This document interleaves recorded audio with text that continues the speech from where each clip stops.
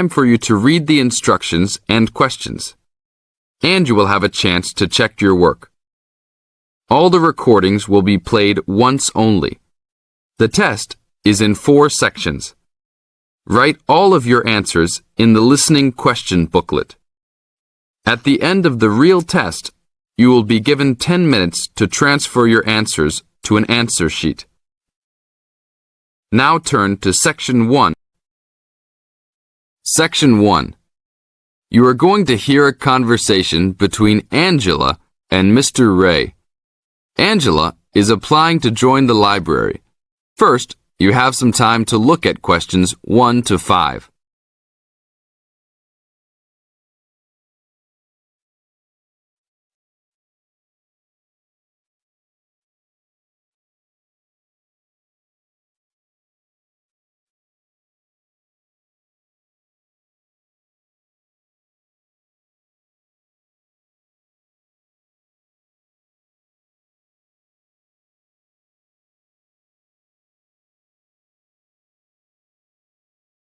Now we shall begin. You should answer the questions as you listen, because you will never hear the recording a second time. Now listen carefully and answer questions 1 to 5. Hello, how can I join the library? Well, you need to make an application. Would you like to do it now? Yes, if I can. One moment and I'll get the form. Now, I just need to ask you a few questions before you sign at the bottom. Okay. Your full name, please. Angela Mary Price. Price? Yes, that's right. Okay. And your address? Apartment 3, 86 Bridge Street, Pimlico. Bridge Street. That's just near here, isn't it? Yes, not very far. Good. So the postcode must be 2065, right? Yes, that's right. Now, your telephone number. I need both home and work if you have them. My home number is 8763-5142, and work is 8456-1307. Do you need anything else, like ID or something? Yes, your driver's license will do, if you have one. Right. It's easy to remember. I know it by heart. 4040AC. I'm afraid I'll also need to see it. Okay, here it is. Thanks. And your date of birth, please? 24 March 1981. Okay, thanks. That's the most important part completed. But if you don't mind, I'd also like to ask you a few questions for a survey we're conducting. Yes, that's okay. Now you have some time to read questions 6 to 10.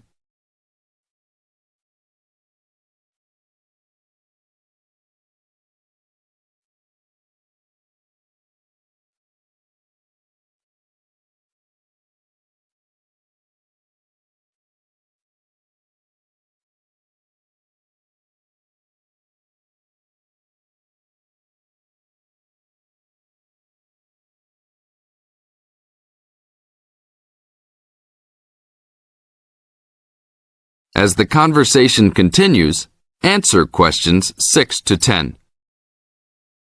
What kind of books do you like to read? Here's a list to look at. Oh, it varies from time to time, but I always like to relax and learn about other countries I might visit one day. I don't like anything too heavy or serious, unless it's about animals or the environment. I'm not really into sport very much. Anything else? Well, I do like entertaining at home. You know, dinner parties. So I suppose you'll have something for me in that line. The pictures in those books always make me hungry, although they never seem to turn out exactly as they look in the books. Fine. I think that's all I need now, except I need you to sign here on the application form. Oh, and I almost forgot. The membership fee is $20, which is refundable if you no longer stay a member. There you are. Do I sign at the bottom here? Yes, that's right. You can borrow books now if you wish, although your membership card won't be ready until next week. So if you want to borrow today, you can pick up your card when you return your first books. That's if you want to take some now. I think I will, but I'll have a look around first. Okay, take your time. This is the end of Section 1. You now have half a minute to check your answers.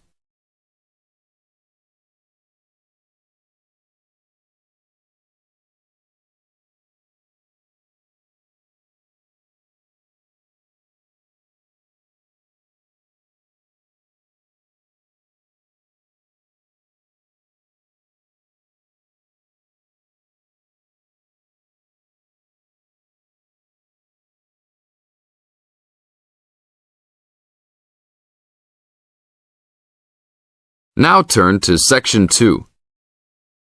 Section 2. You are going to hear a guide named Matt who is introducing their trip in Wildlife Haven. Now you have some time to look at questions 11 to 15.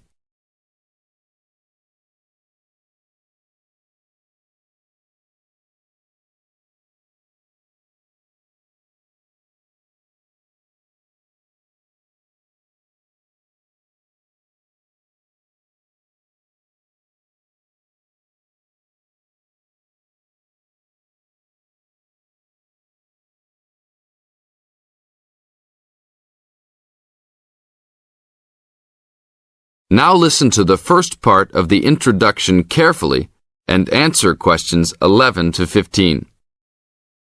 Well, good morning, everybody. My name's Matt, and I'm one of the 3 guides here at Wildlife Haven. Our job is to make sure that you all have a great time here with us and go home feeling happy and relaxed. As you can see, we're away from the city in a remote area between a national park and the sea. To encourage you to relax, there are no radios or TVs, and the only phones and newspapers are in the office. So, if peace and quiet is what you've come for, this is the place to be. From your cabin on the hill, you'll find you have the national park behind you, and you can look out from the sea from your front balcony. Your luggage will be unloaded from the bus and taken to your rooms in a few minutes. Once you have picked up your key at reception, please locate your room and check that all your luggage has arrived. The daily program here at Wildlife Haven is flexible and only as demanding as you want it to be. You should each have a brochure setting out the facilities and various walking tracks you can take. And on the bus, you are given a green sheet setting out a number of group tours in the coming week. If you want to join any tour, just write your name and room number on the relevant sheet along the wall here. Tomorrow, there is a beachcombers and rock hoppers tour exploring marine life in the rock pools along the beach. Or, if you'd prefer to go inland, there's a guided forest walk that takes you off the walking tracks. If you want to catch some lunch, you could join the beach fishing expedition. And at night, you'll see there is a moonlight forest walk that leaves each night at 7 p.m. So there is plenty to choose from at Wildlife Haven, and of course, that includes just sitting on your balcony watching the waves roll in. But I would recommend my favorite tour, the Waterfall Walk. This departs at sundown each day and also provides the opportunity to have a moonlight swim. Now you have some time to look at questions 16 to 20.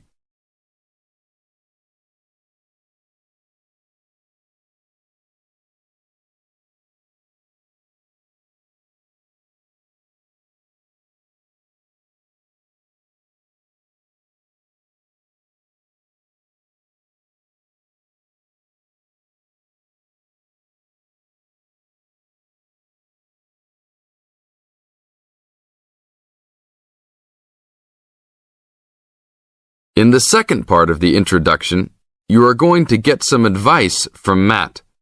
Listen carefully and answer questions 16 to 20. You've chosen to visit us in January, which is one of our hotter months.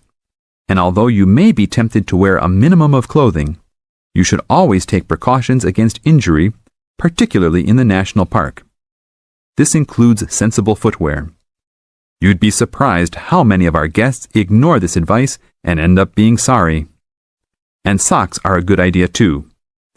And even though you might be under trees a lot of the time, it's a good idea to wear a hat in this hot climate. There's no need to be too concerned about walking in the national park, provided you use common sense. It's true that there are poisonous spiders in the park, but they are really more frightened of you than you are likely to be of them. I should also warn you against eating any wild berries. Some are edible, but you should avoid them all. We'll provide all the food you can eat. Well, that's about all for now. Dinner is from 6 to 8 p.m. in this building. This is the end of Section 2. You now have half a minute to check your answers.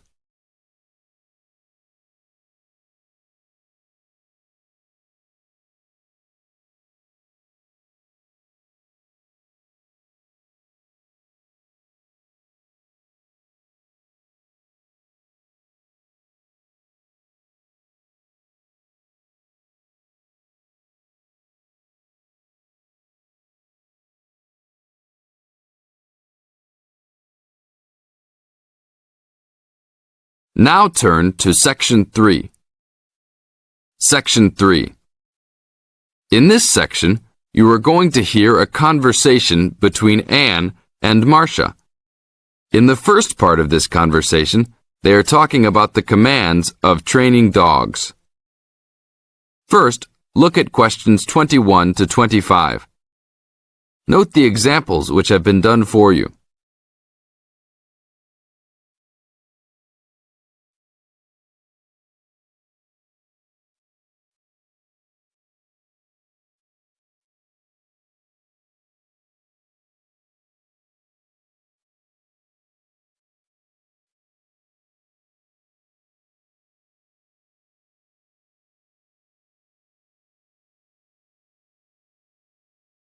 Now listen to the first part of the conversation and answer questions 21 to 25.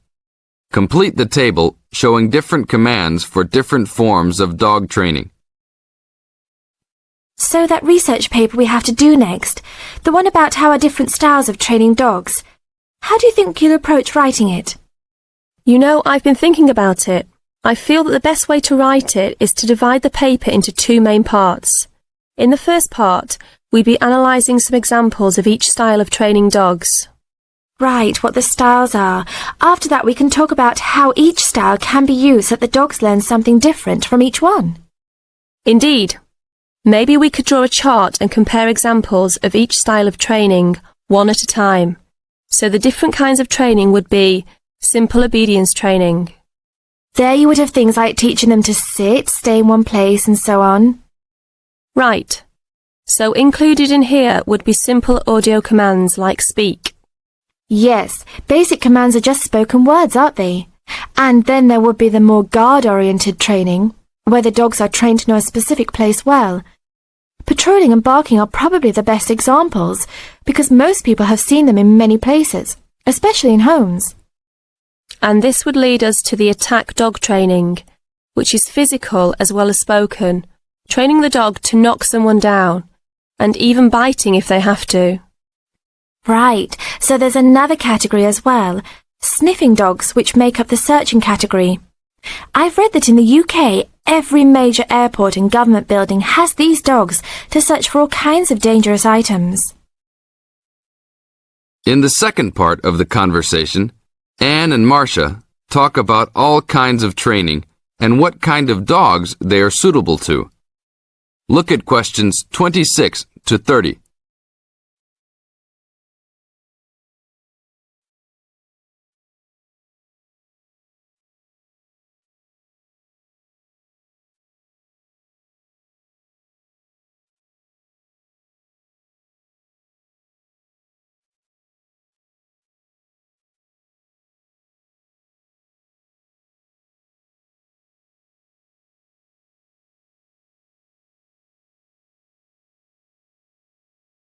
Listen carefully and answer questions 26 to 30. I can believe that. Well, we have a good list to build on. We're finally getting started now, so let's try to figure out when each type of dog training should be used. I guess we can start by trying to figure out the best situation for each type of dog training. What do you mean? What I mean is whether each type of training should be used with different kinds of dogs. We could use basic obedience training, for example, and ask whether it's more useful for a small dog, a medium-sized dog, and so on. In this case, I'd say obedience training is best with small dogs, because they tend to get excited easily, and this will help keep them out of trouble. Okay, that makes sense.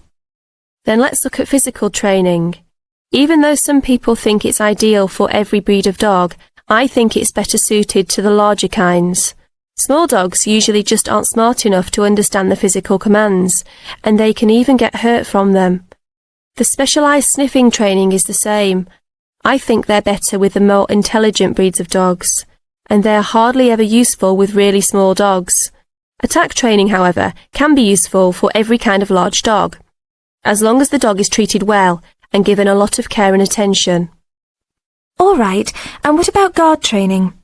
Barking is an ideal way for small dogs to guard a home. I know they aren't big enough to stop a person, but making some noise is often all a dog needs to do. Other kinds of guard training like biting, though, are different. I'd always plan to teach those to a smart dog, give them a chance to use their brains and defend their homes. I'd have to agree. Trainers often just teach large dogs to bark at a person when they think something isn't right. But if they know how to use physical skills in a bad situation, they could save their owner's life someday. Yes, I suppose that different people would have different needs for their pets. Right. And different trainers would recommend different methods for different breeds. This is the end of Section 3. You now have half a minute to check your answers.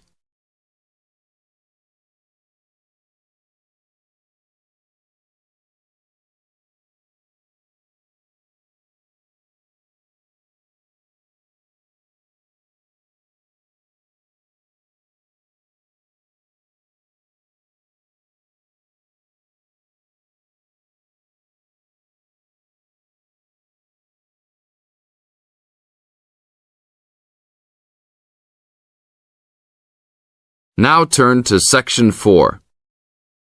Section 4.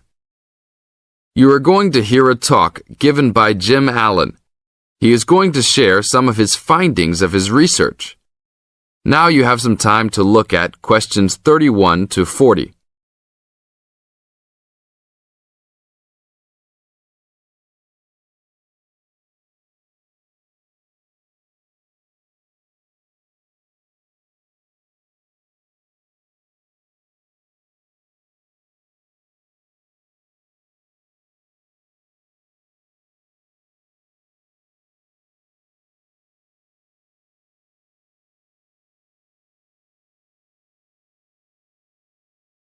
Now, listen carefully and answer questions 31 to 40. Good morning. Today we'll be hailing from Jim Allen, who will be sharing some of the findings of his research project from last term. Jim. Thanks. Well, to start with, a little bit of background about the project. As you can see, our title is something that is relevant to everybody in this part of the world: water safety. These days, there's a lot more to water safety because of the increasing number and range of boats and other things people use on public waterways. I'd become interested through reports on radio about the number of incidents involving small powerboats and individual watercraft such as jet skis.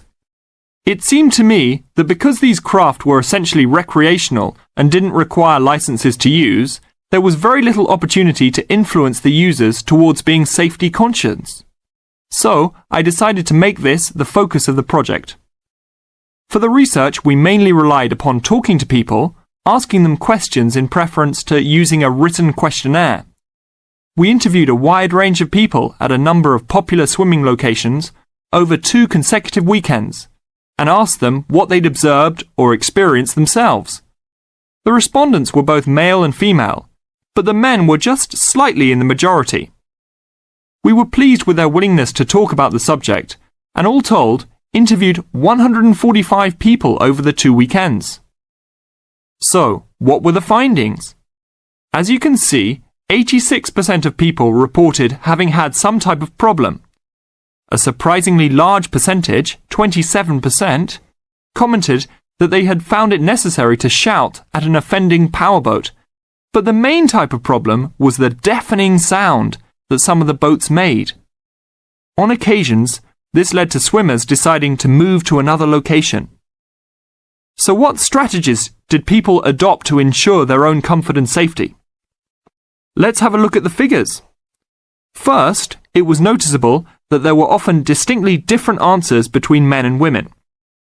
It was mainly the women, for example, who said they should try to choose places where boats couldn't go, whereas it was usually the men who said you shouldn't have to move if you were there first, so you should shout at them if necessary.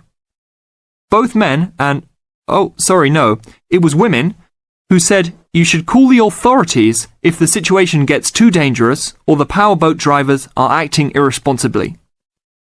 Then, I had thought it would be mainly women, but both sexes made the point that above all, it's important to get children away from any possible danger. Men were very aware that jet skis could be unpredictable in inexperienced hands. They also made the point that it's much safer to have your car nearby and clearly visible to any watercraft if you're swimming in a relatively remote spot. Finally, wearing visible clothing, men didn't think it was quite as important as women, but both gave it a high safety rating. When we asked them what they thought the government should do to help solve the problem, This is the end of Section 4. You now have half a minute to check your answers.